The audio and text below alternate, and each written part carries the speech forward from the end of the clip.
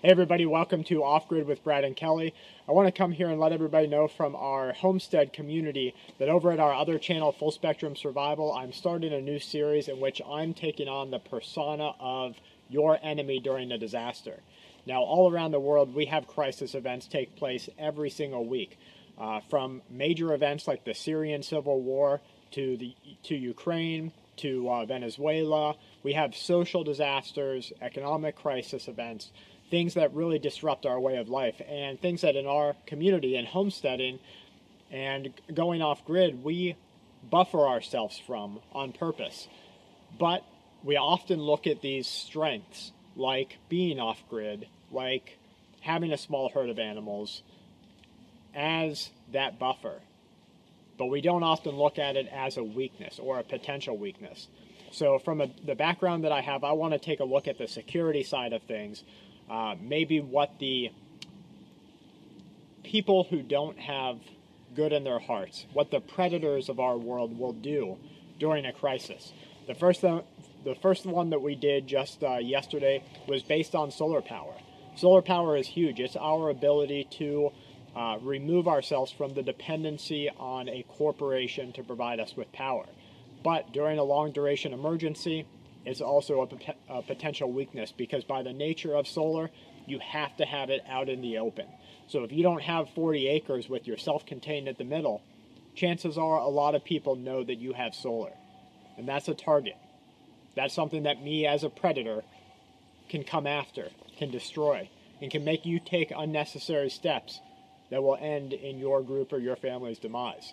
So I offer you to join us over at Full Spectrum Survival. Take a look over there, see what you think. And as far as what we're doing on the homestead, we just had a truckload of dirt delivered because we've been having a problem with condensation in our toilet.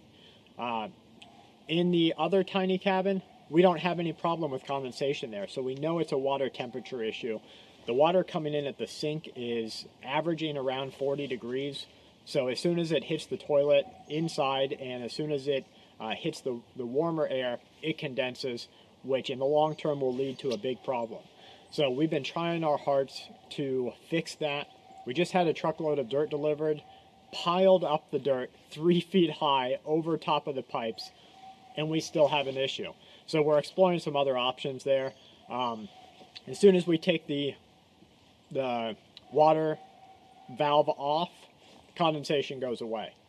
Without a doubt, it's the cold water coming into the toilet.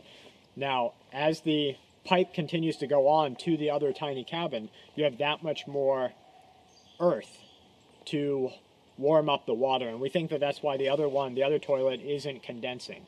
So even if we have to double back, I really hate to do that, but if we had to double back pipe from the other side, I think we might go that route.